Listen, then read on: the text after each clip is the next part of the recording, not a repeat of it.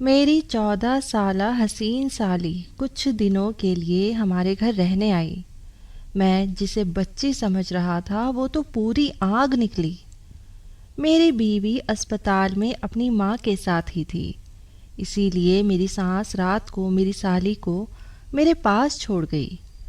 میں نے اسے بچی سمجھ کر اپنے ساتھ سلا لیا کہ کہیں وہ اکیلے گھر میں ڈر نہ جائے، لیکن اس نے تو آدھی رات کو میرے ساتھ رات کے 12 بجے کے قریب میرے کمرے کے دروازے پر دستک ہوئی تو میں جان گیا کہ میری سالی ہدا ہی ہوگی، کیونکہ وہ اس وقت پورے گھر میں اکیلی تھی اور وہ پہلی دفعہ ہمارے گھر رہنے کے لیے آئی تھی، تو شاید اسے رات کے اس پہر ڈر لگ رہا تھا۔ جیسے ہی میں نے دروازہ کھولا تو یہ دیکھ کر میری حیرت کی انتہا نہ رہی کہ وہ نیم برہنہ سی نائٹی پہنے دروازے پر کھڑی تھی۔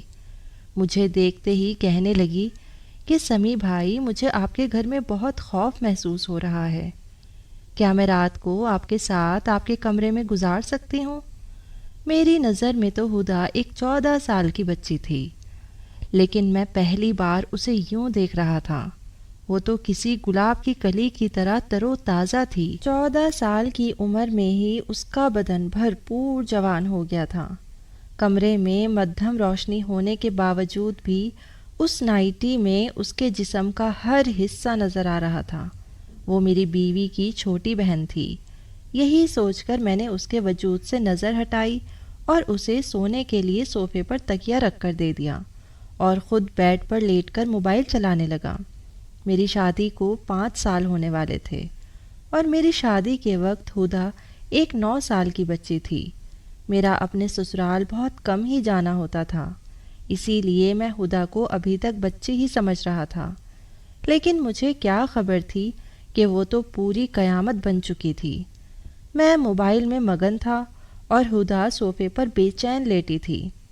رات کے اس پہر موبائل پر بھی ایک سے بڑھ کر ایک چیزیں سامنے آ رہی تھی، جس کی وجہ سے میرے سوئے ہوئے جذبات بھی جاگ رہے تھے۔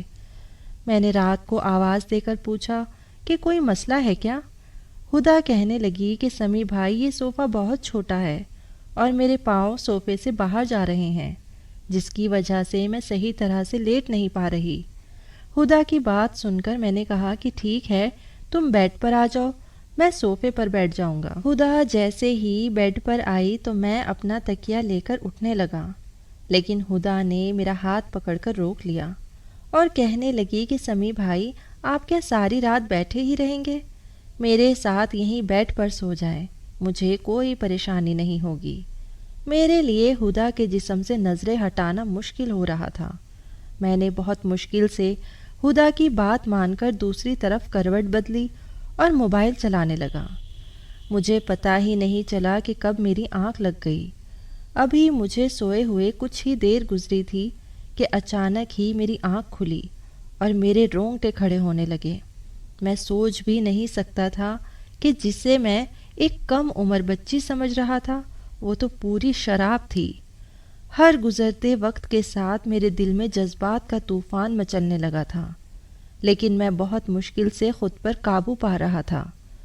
لیکن پھر ہدا نے میرے ساتھ کچھ ایسا کیا کہ میرے قدموں تلے زمین نکل گئی اور نہ چاہتے ہوئے بھی میں اس کی بات ماننے پر مجبور ہو گیا۔ میری اور ثنا کی شادی کو 5 سال گزر چکے تھے اور ان 5 سالوں میں ایسا کوئی دن نہیں تھا جب ثنا نے میری خدمت میں کوئی کسر چھوڑی ہو۔ میری اور ثنا کی پہلی ملاقات کالج میں ہوئی تھی اور ہم دونوں ایک دوسرے کو پہلی ہی نظر میں پسند آ گئے تھے۔ ہم دونوں کی پیار محبت کا سلسلہ بڑھتے بڑھتے شادی تک پہنچ گیا تھا۔ جب میں نے اپنے گھر والوں کو ثنا کے متعلق بتایا تو میری ماں نے یہ کہہ کر انکار کر دیا کہ خاندان سے باہر وہ کسی بھی صورت میری شادی نہیں کریں گی، لیکن میں ثنا کی محبت میں اتنا آگے بڑھ چکا تھا کہ واپسی کا کوئی راستہ ممکن نہیں تھا۔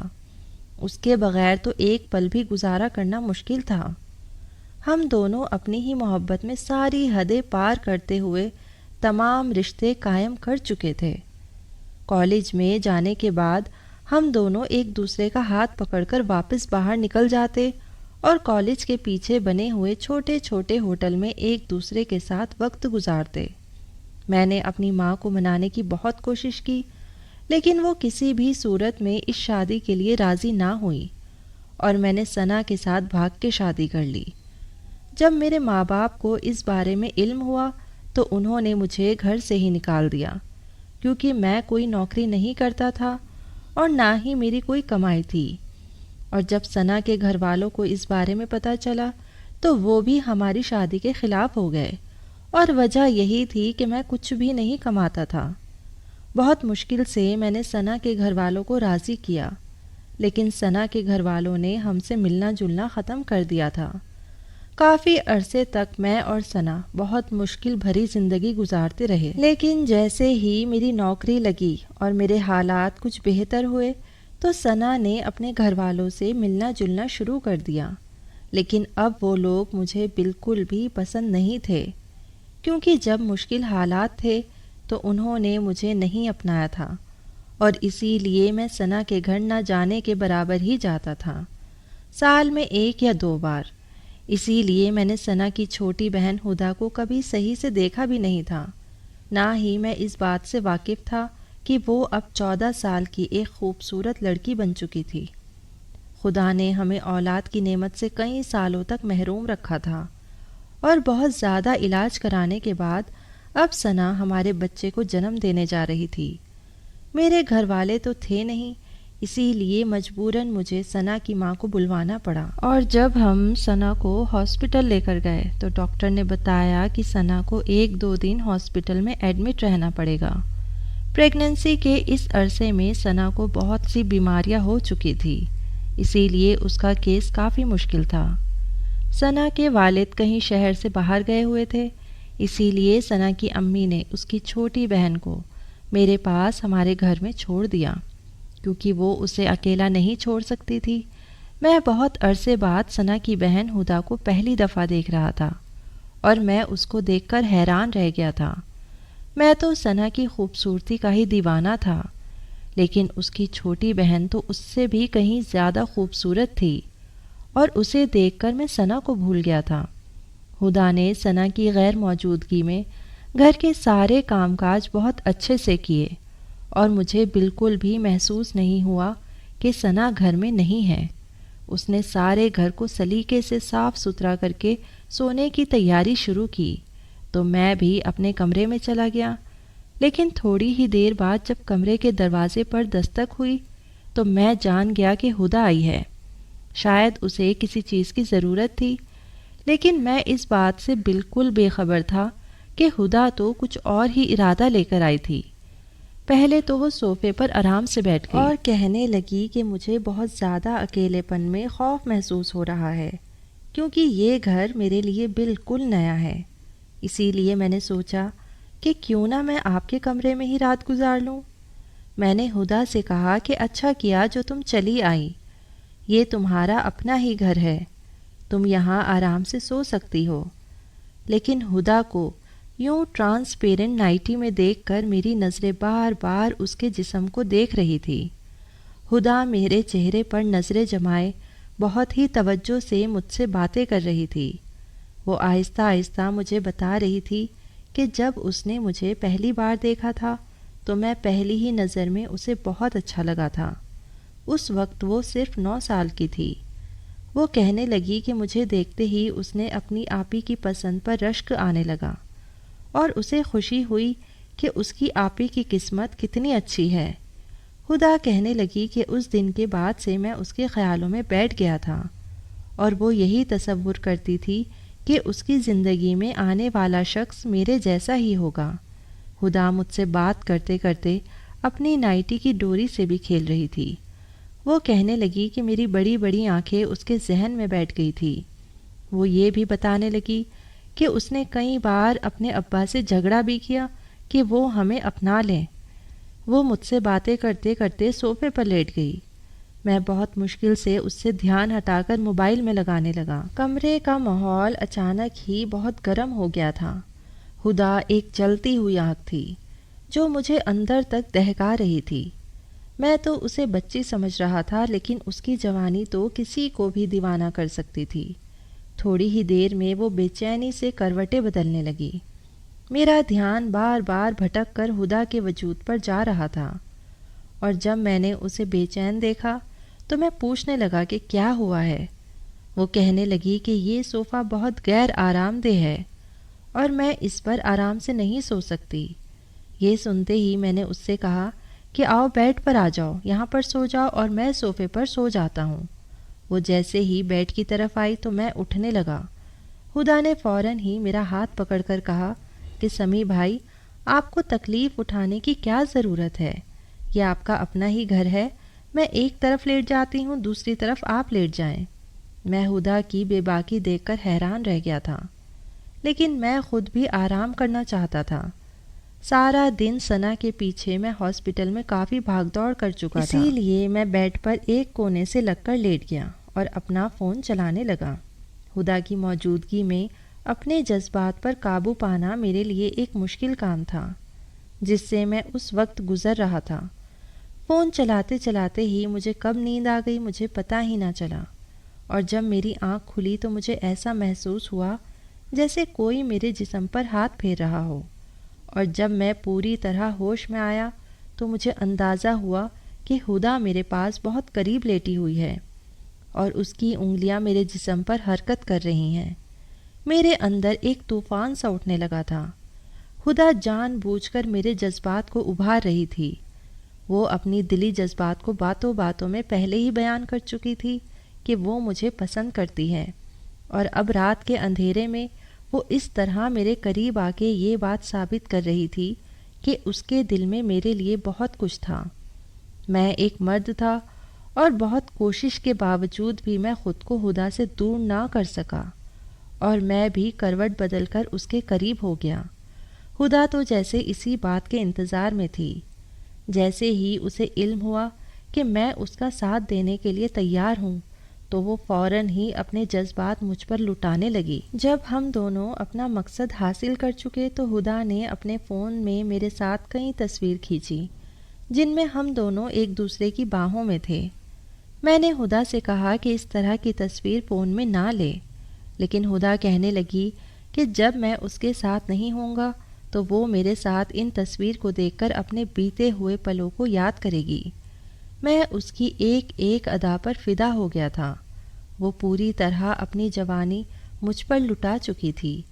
اس کا نرم اور نازک گلاب جیسا کھلتا بدن مجھے مدہوش کر گیا تھا، اور میں یہ تک بھول گیا تھا کہ میری محبوب بیوی اس وقت تکلیف کی حالت میں ہاسپٹل میں داخل ہے اور وہ کبھی بھی میرے بچے کو جنم دے سکتی ہے۔ ہدا کے ساتھ رات گزار کر میں ایسے مسرور تھا جیسے کوئی قلعہ فتح کر لیا ہو، لیکن مجھے کیا خبر تھی کہ یہاں سے میری بربادی کا آغاز ہونے والا تھا۔ جیسے ہی میں اسپتال جانے کے لیے نکلنے لگا، ہدا نے مجھے آواز دے کر روکا اور میرے قریب آ کر مجھے اپنی باہوں میں بھر لیا اور مجھے چومتے ہوئے کہنے لگی کہ آپ جاتے جاتے مجھے کچھ پیسے دے جائیں، مجھے بازار جانا ہے۔ ہدا کی بات سنتے ہی میں بٹوے سے ہزاروں روپے نکال کر ہدا کے حوالے کیے۔ میرے ہاتھ سے نوٹ لے کر اس کے چہرے پر ایک معصوم سی مسکراہٹ بکھر گئی۔ میں نے بدلے میں اس کے ہونٹوں کو چوما اور گھر سے نکل پڑا۔ میں سارا راستے خوشی سے سرشار جب اسپتال پہنچا تو میری بیوی ثنا کی حالت بہت نازک تھی۔ ڈاکٹر نے بتایا کہ ثنا زندگی اور موت کے درمیان جھول رہی ہے اور کبھی بھی کچھ بھی ہو سکتا ہے۔ ثنا کی ماں بھی بہت زیادہ پریشان تھی، جبکہ ہاسپٹل جا کر میری حالت بھی خراب ہو گئی تھی۔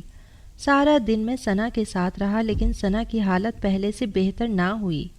ڈاکٹر نے کہا کہ کچھ دن ثنا کو اور ہاسپٹل میں رکھنا ہوگا۔ یہ سن کر نہ جانے کیوں مجھے عجیب سا سکون محسوس ہوا کہ ثنا جتنے دن ہاسپٹل میں رہے گی مجھے ہدا کے ساتھ وقت گزارنے کا موقع مل جائے گا۔ میں نے ڈاکٹر سے کہا کہ میرے بچے کو کچھ نہیں ہونا چاہیے۔ ڈاکٹر نے مجھے تسلی دی۔ میں رات تک ہاسپٹل میں رہا اور رات کے وقت میں ثنا کی امی سے یہ کہہ کر گھر واپس آ گیا کہ ہدا گھر پر اکیلی ہوگی، اب مجھے واپس جانا چاہیے، کیونکہ ہاسپٹل میں ثنا کے ساتھ کسی عورت کو ہی رکنے کی اجازت تھی۔ اسی لیے ثنا کی امی کا رہنا بہت ضروری تھا۔ میں جو ہاسپٹل سے گھر واپس لوٹا تو ہدا بہت ہی خوش تھی۔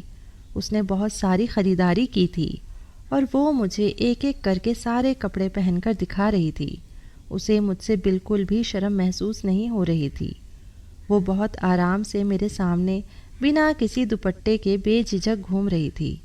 اس کے کپڑے جسم پر اس قدر فٹ تھے کہ سب کچھ وہاں سے نظر آ رہا تھا۔ وہ بار بار میرے قریب آتی اور میں اپنے ہوش کھونے لگتا۔ اچانک ہی وہ مجھ سے پوچھنے لگی کہ میں ثنا آپی کی الماری کھول کر دیکھ سکتی ہوں کیا؟ میں نے ہدا سے کہا کہ اس میں بھلا پوچھنے کی کون سی بات ہے، تمہاری آپی کی ہی تو الماری ہے۔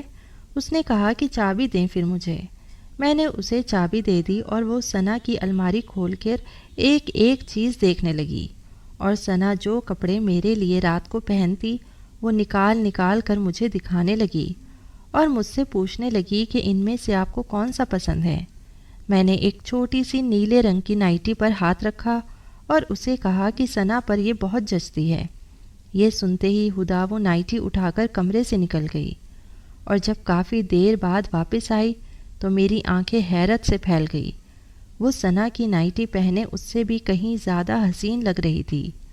اچانک ہی وہ میرے آگے آ کر مسکراتے ہوئے پوچھنے لگی کہ مجھ پر زیادہ جچ رہی ہے یا آپ ہی پر زیادہ جچتی ہے۔ یہ سنتے ہی میں نے اسے اپنی باہوں میں بھرا اور بہت محبت سے اس سے کہا کہ یہ تمہارے اوپر بہت خوب لگ رہی ہے۔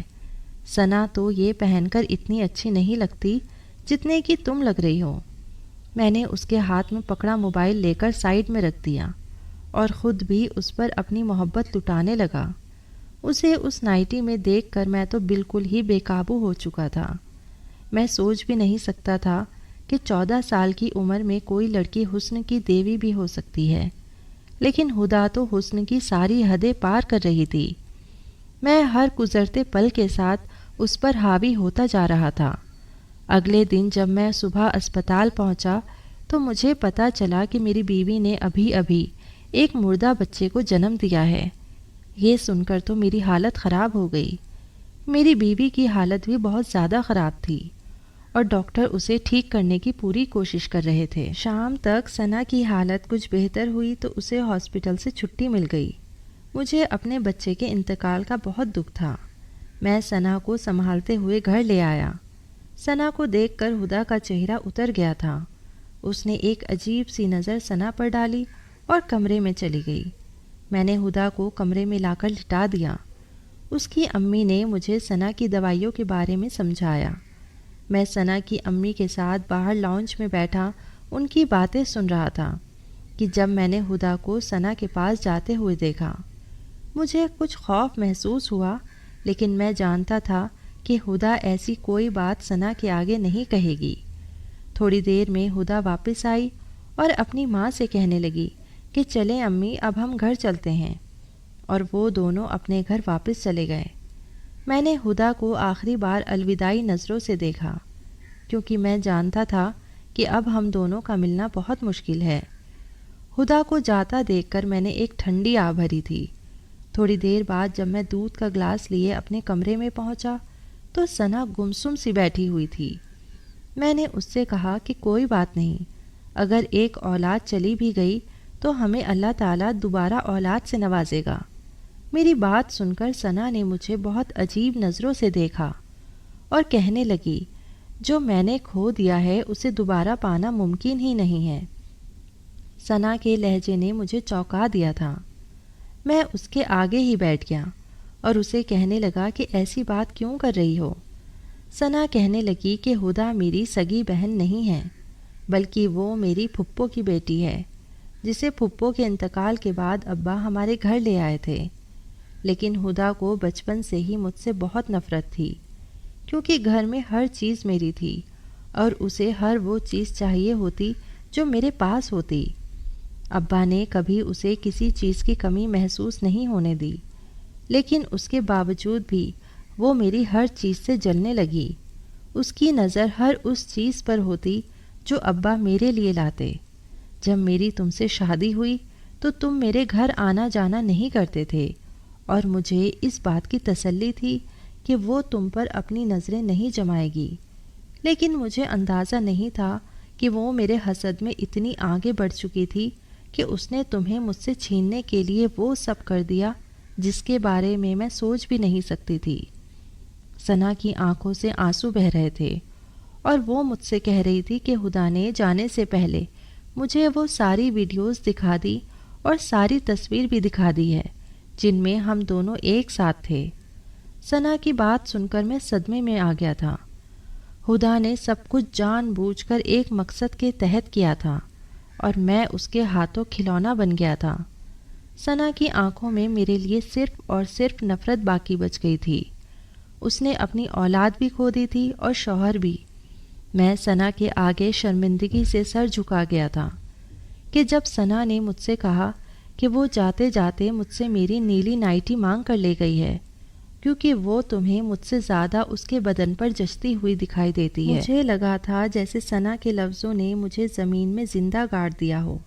وقت جذبات کے ہاتھوں میں اپنی پوری زندگی ہار گیا تھا اور اب کبھی ثنا کے آگے نظر اٹھا کر زندگی نہیں گزار سکتا تھا۔ خدا نے کچھ ہی وقت بعد مجھے بلیک میل کرنے کا سلسلہ شروع کر دیا تھا۔ وہ مجھ سے ہر بار ایک بڑی رقم کا تقاضا کرتی اور میرے نہ دینے کا کہنے پر وہ میری تصویر وائرل کرنے کی دھمکی دیتی۔ میں جسے 14 سال کی ایک سیدھی سادھی معصوم بچی سمجھ رہا تھا، وہ دراصل ایک فتنہ تھی جس نے میری پوری زندگی برباد کر کے رکھ دی تھی۔ میرا اور ثنا کا تعلق بالکل مردہ ہو گیا تھا کیونکہ ثنا اب مجھے صرف اور صرف نفرت کی نگاہ سے ہی دیکھتی تھی۔ وقت جذبات اور مزے نے مجھے کہیں کا بھی نہیں چھوڑا تھا۔